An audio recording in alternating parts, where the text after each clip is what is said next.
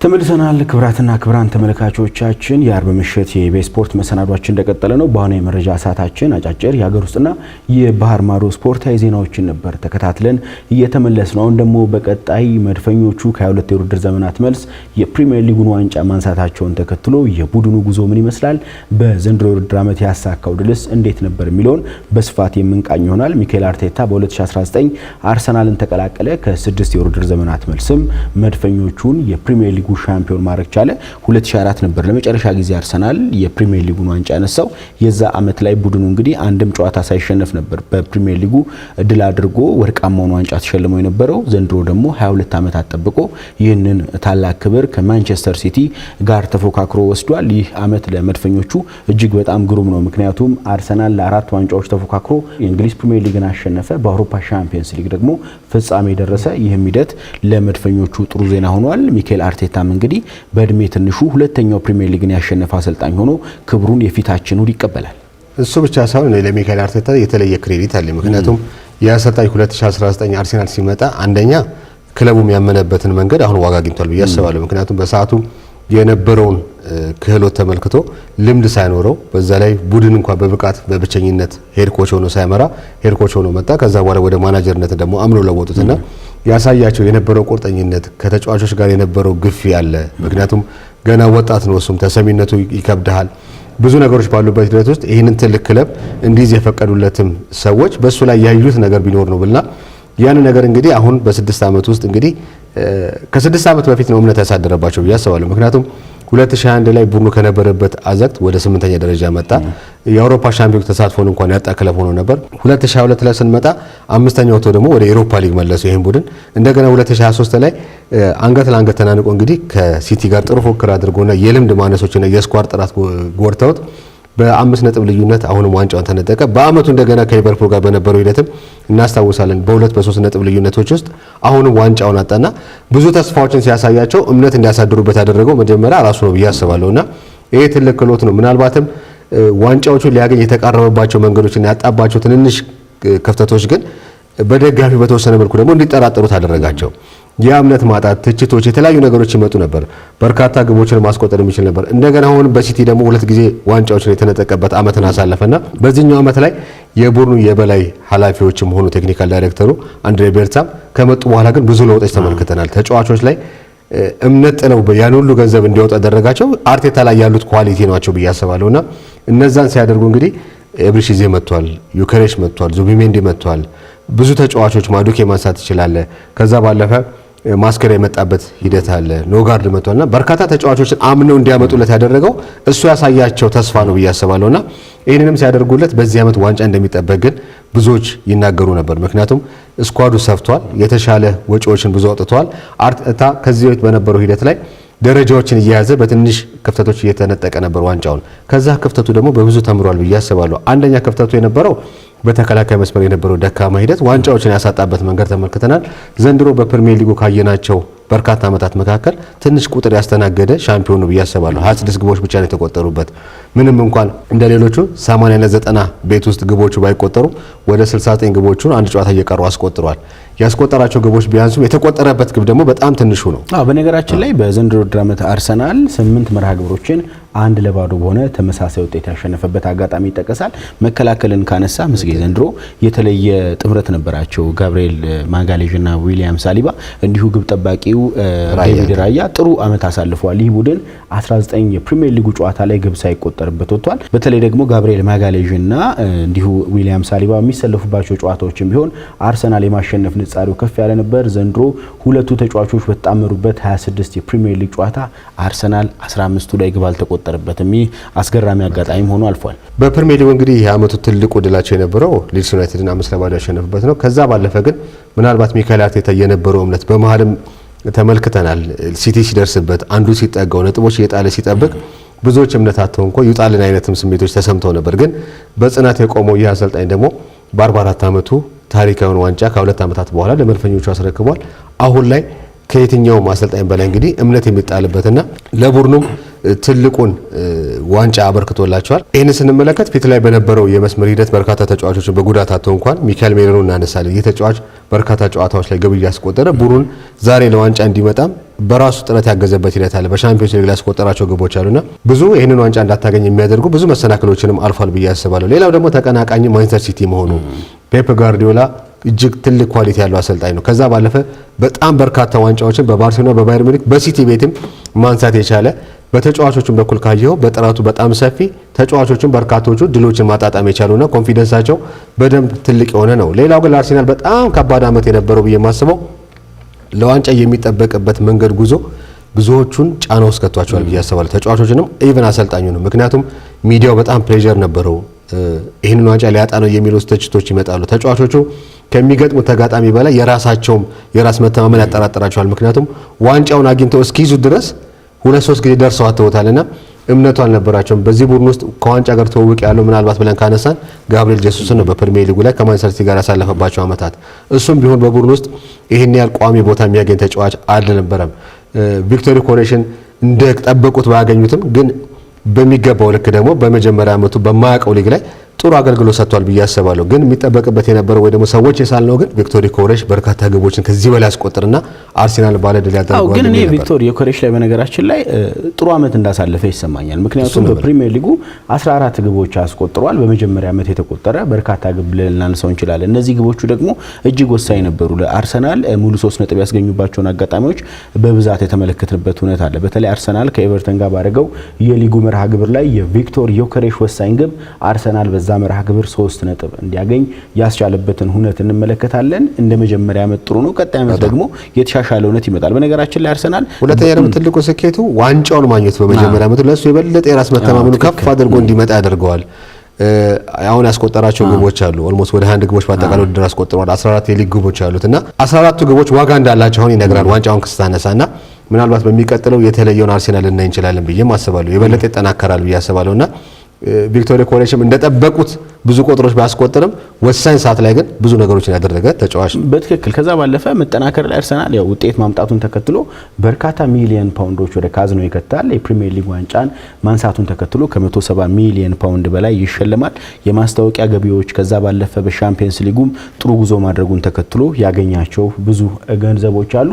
ይህንን በክረምቱ የዝውውር መስኮት ይጠቀምበታል ተብሎ ይጠበቃል። አርሰናል ተጫዋቾችን ለማሳመን ደግሞ ይረዳል። ውጤት ሲኖር ጥያቄ ተቀባይነት ለማግኘትም የበለጠ ቀላል ነው። በቅርብ ዓመታት በነገራችን ላይ አርሰናል ብዙ የለውጥ ጎዳናዎችን አሳልፏል። አሰልጣኝ ሚካኤል አርቴታ በ2019 ይህንን ቡድን ሲረከበው በብዙ መንገድ የተፍረከረከው አርሰናል ነበር የተመለከትነው። የአውሮፓ ሻምፒየንስ ሊግ ተሳትፎን የናፈቀ በአውሮፓ መድረክ ለመገኘት ሁሉን ያጣ እንደውም በአንድ ወቅት በፕሪሚየር ሊጉ በተከታታይ 8ኛ ደረጃን ይዞ ያጠናቀበትን ውጤት እናስታውሳለን። አሁን ላይ ግን አርሰናል በአውሮፓ ካሉ ትልልቅ ክለቦች አንዱ ሆኗል። በፕሪሚየር ሊጉ ሻምፒዮን ሆኗል። በአውሮፓ ሻምፒየንስ ሊግም በተከታታይ 2 ዓመታት 4 ውስጥ ተገኝቷል። ዘንድሮ ደግሞ ከ20 ዓመት መልስ በፍጻሜው የተገኘበት ውጤቱ ተጠቃሽ ሆኖ እናገኘዋለን። ከዚህ በተጨማሪ መስጌ ይህ ቡድን እንግዲህ እንደ ልዩነት የሚነሳለት አንድ ኳሊቲ አለ። በተለይ ባለፉት ዓመታት ይቸገርባቸው የነበሩ ነገሮችን ዘንድሮ አሻሽሎና አስተካክሎ መጥቷል። የመጀመሪያው በተለይ አርሰናል የቀይ ካርዶች ብዛት ባሳለፍነው ዓመት ዋጋ አስከፍሎታል። ከ7 በላይ ቀይ ካርዶች አይቶ ነበር ባሳለፍነው ዓመት። ከዛ ባለፈ እነዚህ ቀይ ካርዶች በወጡበት ሞመንትም አርሰናል ያጣቸው ነጥቦች ዋጋ አስከፍሎት ፕሪሚየር ሊጉን እንዳያሸንፍ አድርጎት ነበር። ከዚህ ውጪ ደግሞ ይህ ቡድን ውጤት ማስጠበቅ ላይ ባለፉት የውድድር ዓመታት እጅግ በጣም ትልቅ ችግር ነበረበት። ባሳለፍነው ዓመት አርሰናል በፕሪሚየር ሊጉ ወደ 20 ነጥቦችን ቀድሞ ግብ አስቆጥሮ ያጣበትን ሁኔታ ስናነሳ ይህ ነገር እንግዲህ በፕሪሚየር ሊጉ ጥሩ እንዳይጓዝ ዋንጫም እንዳያሸንፍ ምክንያት ከነበሩ ሁኔታዎች አንዱ ነበር። ዘንድሮ ግን በካርድም ሆነ መልሶ በማንሰራራት አርሰናል የሚስተካከል የለም። አንድም ቀይ ካርድ ቡድኑ አልተመለከተም። ቀድሞ ግብ አስቆጠረባቸው ጨዋታዎች የማሸነፍ ንጻሬው አርሰናል ከ90% በላይ ነው። ይህም እንግዲህ በተለይ በዘንድሮ ውድድር ዓመት ላይ ቀድሞ ግብ አስቆጥሮ የተሸነፈው በማንቸስተር ዩናይትድ ብቻም ሆኗል። ሌሎቹን መርሃ ግብሮች ቀድሞ ያሸነፈባቸው ውጤቶች ይጠቀሳሉ። በፕሪሚየር ሊጉ ካሉ ክለቦች መካከል አርሰናል እንግዲህ በተለይ ከዚህ ቀደም ነጥብ ይጥልባቸዋል ተብሎ የማይጠበቁ መርሃ ግብሮች ነጥብ ሲጥል እንመለከት ነበር። በተለይ ትንንሽ ቡድኖች ነጥብ ያስጥሉት ነበር። አሁን ላይ ግን አርሰናል በተለይ ደረጃቸው ከ10 በታች ከሆኑ ቡድኖች ከ53 ነጥቦች በላይ በዘንድሮ ውድድር ዓመት የሰበሰበበት አጋጣሚም ለሻምፒዮንነቱ ትልቁን ድርሻ የሚወስድ አጋጣሚ ነው። ሌላውን ጨምር ምናልባትም ከትልቅ ቡድኖች ጋር የነበረው ሪከርድ ስንመለከት ከዚህ በፊት የነበሩት ውጤቶች የተሻሉ ነበሩ። ዘንድሮ አንሷል።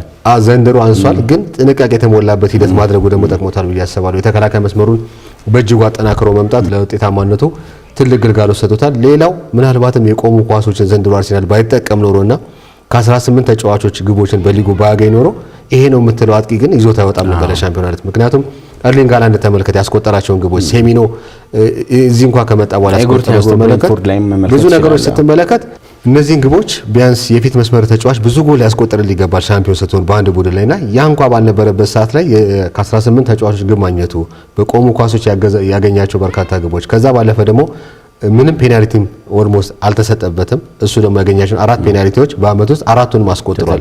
ይሄም ኳሊቲያቸው ወይ ደግሞ ጥንቃቄዎች በጣም እንደነበር ታስተውላልና ምናልባት አርሰናል በአመቱ ውድድር ላይ በነበረው እንቅስቃሴ ብዙዎች በጨዋታ እንቅስቃሴ ውበቱ ወርዷል የሚሉ ነገሮች አሉ። ይሄ በጣም ያስማማል ሁሉንም። ነገር ግን ከማጋ ነው ኮምፔር የሚደረገው ካልከኝ እኔ ከራሱ ጋር ከሆነ ነው ብዬ ነው የማስበው። ምክንያቱም አርሰናል በፊት የለመደውና የመጣበት መንገድ ያጫወታል። ያን ነገር እያጡት እየወጣባቸው መጥቷል።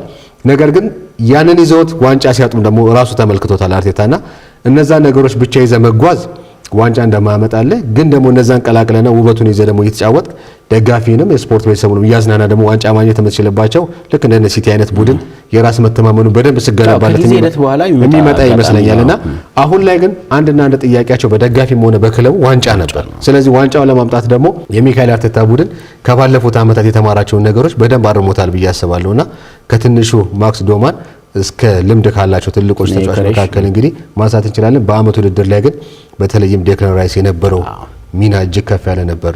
ጉዳቶች አርሰናልን በእጅጉ አሽመድምደውታል። ነገር ግን እነዛን ስኳዱ ባይሰፋለት ኖሮ ይሄንን ዋንጫ አይኑ እያየ አሁንም ሲቲ ከመውሰድ ወደ ኋላ ይላል ብዬ አላስብም። የዴቪድ ራያ በጣም ድንቅ ብቃትና ያዳናቸው በጣም እጅግ አስገራሚ ኳሶች አሁን ዋጋ ነው አላቸው።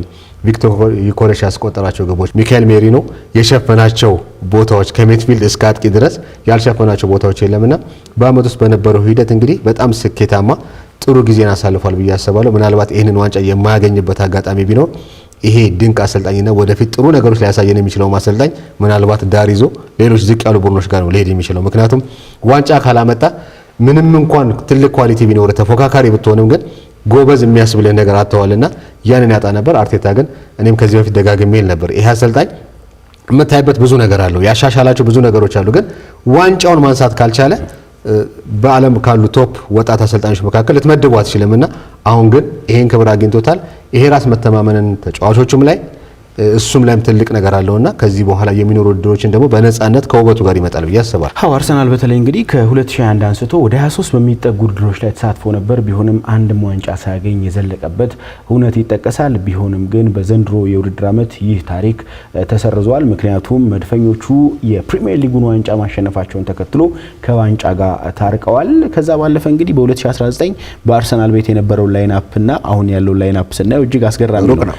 ቡካዮ ሳካ ብቻ ነው በ2019 ስብስብ ላይ ሚካኤል አርቴታ የመጀመሪያውን ጨዋታ በመራበት መርሃ ግብር ላይ ነበረው። ከዛ ባለፈ ሌሎቹ ተጫዋቾች በሙሉ ከአርሰናል ለቀው በአዲስ ተተክተዋል። እነዚህ አዲስ ትውልዶችም መድፈኞቹን ከ20 ውድድር ዓመታት መልስ 14ኛውን የፕሪሚየር ሊግ ዋንጫ እንዲያነሱም አስችሏል። አርሰናል ሁለት ነገር ይነሳለታል። በተለይም በዘንድሮ ውድድር ዓመት ውጤታማ ካደረጉት ነቶች አንዱ በሜዳው የሚያደርጋቸው ጨዋታዎች ስኬታማ ነው። ሚካኤል አርቴታ በአመቱ ጅማሮ ላይ ለተቃራኒ ቡድን ደጋፊዎች ሜዳው ምቹ እንዳይሆን አድርጓል። በተለይ የተቃራኒ ቡድን ደጋፊዎች በቀጥታ ከመልበሻ ክፍል ሲወጡ ይህ ሁነት እንዳይመቻቸው ደጋፊዎች ጫና እንዲያሳድሩባቸው ያደረገው ሞመንትም በመድፈኞቹ ቤት በፕሪሚየር ሊጉ ጥሩ ሁነትን ፈጥሯል። አርሰናልም እልፍ ነጥቦችን በሜዳው ወጣተም ሆነ ምክንያቱም ለምምር ላይ ስንመለከት አንፊልድን ለማስመሰል የሞከራቸው የስፒከር ጥረቶች አሉ። ይሄ እሱ ጋር የምታያቸው የራሱ ክሬቲቪቲዎች በደንብ አሉት ብዬ አስባለሁ። ተጫዋቾችን ከዚህ በፊት ወደ ክለቡ እንዲመጡ ያናገረባቸው የራሱ መንገዶች አሁን እየወጡ ነው። ተጫዋቾች ላይ ብቻ በእግር ኳሳዊ ብቻ ሳይሆን አይምሯቸው ላይ ብዙ ነገሮችን ለመስራት ጥሯልና እነዚህ ወጣት ተጫዋቾች ግን ይሄን ነገር ተቀብለው እውነት ዋንጫውን ኦን አድርገው እናነሳለን የሚለው ጥርጣሬያቸው ግን ሁሌ ከተጋጣሚያቸው በላይ እነሱ የሚፈተናቸው ነገር ብዬ ነበር የማስበውና ይሄን ነገር እንግዲህ አልፎ ለዚህ ደረጃ መብቃቱ ነገ ደግሞ በሌላ የቤት ስራ በሌላ የተሻለ ትልቅ ኳሊቲ ደግሞ ብድግ ይላል ብዬ ወይ ደግሞ ይመለሳል ብዬ አስባለሁ። ምንም ጥያቄ የለውም። ምክንያቱም አርሰናል ያጣው ባለፉት ዓመታት ዋንጫ ነበር። አሁን ግን ይህንን ዋንጫ አግኝቷል። አንድ ቡድን ደግሞ የዋንጫ ስነ ልቦናውን መለሰ ማለት ለቀጣይ ዓመታትም ትልቅ አቅምን ይፈጥርለታል። በተለይ በፋይናንሱ ረገድ የሚጠቀመው ጥቅምም በርካታ ተጫዋቾችን እንዲያዘዋውር ትልልቅ ተጫዋቾችን እንዲስብ ያደርገዋል። በመጪው ክረምትም አርሰናል በበርከት ባሉ ዝውውሮች ይጠበቃል። ይህም ቡድኑን በመጪው ዓመትም ተጠናክሮ እንዲቀርብ በአውሮፓ ሻምፒየንስ ሊግ፣ በእንግሊዝ ፕሪሚየር ሊግ፣ በኤፍኤ ካፕ እና ካራባኦ ካፕ ላይ ጠንካራ ተፎካካሪ ሆኖ እንዲዘልቅ ያስችሏል። ሌላው መከላከልን ቅድም አንስቻለሁ። ቢሆንም ግን በሁሉም ውድድሮች አርሰናል የነበረው ሚና ከፍ ያለ ሆኖ ተመልክተናል። 32 ጨዋታዎች ላይ ግብ አልተቆጠረበትም። ይህም የተከላካይ ክፍሉን ጥንካሬና ጥምረት በሚገባ ያመላክታል። ዴክላን ራይስ ዘንድሮ እጅግ ልዩ ዓመትን አሳልፏል። የፕሪሚየር ሊጉ ምርጡ ተጫዋችነቱን የሚያስመሰከረበት ሂደት አለ። እንግሊዛዊ አማካይ ስፍራ ተጫዋች እንግዲህ በተለያዩ ቦታዎች ተሰልፎ ለመድፈኞቹ ስኬትም ቁጥር አንዱ ሚና ተወጥቷል። ሁለት ነገር ስለሱ ምናልባት ካየናቸው የዓመት ውድድር ላይ ምናልባት ልክ ዋንጫውን ያሸነፉ አይነት የሚመስሉ የጨዋታ ሂደቶችን አግኝተው ነበርና ገና ጨዋታው አላለቀ ያለበትን አክሽን ተመልክተናል። እንዲረጋጉ ተናገረበት። በተለይ ከማንቸስተር ሲቲ ጋር በነበረው ጨዋታ ላይ የአርሰናል ተጫዋቾች ሙሉ በሙሉ ተስፋ ቆርጠው ይህ ዋንጫ አተነዋል ብለው የሚል እምነት ነበራቸው። ቢሆንም ግን እንዳላለቀ እርሱ ሲናገር ቡድኑን ሲያበረታ የነበረበት መንገድ የእውነትም ትክክለኛ መሪነቱን ያሳየ ነው። ከዛ ባለፈ ደግሞ በአንድ ጨዋታ ላይ ቀድሞ በ3 ግብ ተቆጥሮ ነበርና ግብ ሲቆጠርበት ብዙ ተጫዋቾች ወደ ቶተንሃም ሆትስፐርስ ከአርሰናል እሱ ግን እንደገና ጥረት እያደረገ እንደሚያሸንፍ ደጋፊውን ያነሳሳና እምነት ነበረውና እነዚህ ሂደቶች እንግዲህ ምን ያህል ተጫዋቹ ላይ የነበረው ጽናት ከፍ ያለ እንደሆነ ወደ ተጫዋቾቹ እንዲጋባ ያደረገውን ነገር በደንብ ትመለከታለህ። የሱ ፍላጎትና የሱ ጥረት አመቱ መጨረሻ ላይ አንድ ነገር ማግኘት እንደሚችሉ ውስጡ የነበረው እምነት ትልቅ ነው ብዬ አስባለሁ። ምንም ስህተቶች ምንም ያደረጋቸው በርካታ ነገሮች ቢኖሩ ከዛ ባለፈ ከዛ ቦታ ተነስቶ ከመሃል ሜዳ ተከላካይ ድረስ መጥቶ ያዳናቸው ድንቅ ኳሶችን እናስታውሳለን። እነዛ ኳሶች ቢቆጠሩ ኖሮ የምትላቸውና አስደንጋጭ የነበሩበት ተነሳሽነቱ በእጅጉ ከፍ ያለ ነበር ብዬ አስባለሁ። ሌላው ግን አርሴናል ልዩ ያደርጓል ብዬ ማስበው ምናልባት ይህ ዓመት ሊጉን ማንሳቱ ብቻ አይደለም። በካራባው ካፕ ፋይናል ደርሷል። በኤፍኤ ካፕ ሩብ ፍጻሜ ደርሷል። በሻምፒዮንስ ሊጉ እስከ ፍጻሜ ድረስ ያለ ሽንፈት አሁንም መጥቷልና ምናልባት በእነዚህ 4 ውድድሮች እንኳን ከተመለከትን በሁሉም ማለት ይችላል የተሻለ ነገር ይዞ ነው የመጣው። ምንም ዋንጫ ማግኘት አንዳንድ ጊዜ መለኪያው እሱ ቢሆንም እስከ ፋይናል የመጣባቸው መንገዶችም ምን ያህል ድንቅ ቡድን እንደገነባና ምን ያህል ተፎካካሪ መሆን እንደሚችልም በደንብ አሳይቷል ብዬ አስባለሁ። ከዛ ባለፈ እንግዲህ ሌላኛው በመዲናችን አዲስ አበባም የአርሰናል ደጋፊዎች ደስታቸውን እየገለጹ ይገኛሉ። ቡድኑ ከ2 የውድድር ዓመታት መልስም ዋንጫ ማሸነፉን ተከትሎ የደስታ ድባቦች በርክተዋል። የፊታችን እሁድም እነዚህ የደስታ ድባቦች ይቀጥላሉ ተብሎ ይጠበቃል። በተለይ ዓለም አቀፍ ሚዲያዎችም ይህንን የደስታ ድባብ ተመልክተው በማህበራዊ ትስስር ገጾቻቸው ሲለቁት የነበረበትን ሁኔታ አይተናል። በተለይ በመዲናችን አዲስ አበባ በቦሌ በተለያዩ አካባቢዎች የአርሰናል ደጋፊዎች በጣም ደስታቸውን ሲገልጹ ነበር። ይህ እውነት ለመናገር አስደሳች ነገር ነው። በተለይ በጽናት ለጠበቀ ደጋፊ ይገባው። ከ22 ዓመታት በኋላ ዋንጫ ማንሳት ትርጉሙ እጅግ ብዙ ነው። ምክንያቱም ይህ እጅግ ትግስትን የሚፈልግ ከዛ ባለፈ ተስፋ ለመቁረጥን የሚያሳይ ይህ ድልም ሲመጣ እንግዲህ በእነዚህ ሁሉ ዓመታት መልስ ጥበቃ መሆኑን ተከትሎ የአርሰናል ደጋፊዎችን እንኳን ደስ አላችሁ ማለት እንፈልጋለን። የተከታተላችሁ የምትገኙት የኢቢኤስ ስፖርት የአርብ ምሽት መሰናዷችን ነው። ተመልሰን እንመጣለን። እስከ ፕሮግራማችን ፍጻሜ አብራችሁን ቆዩ።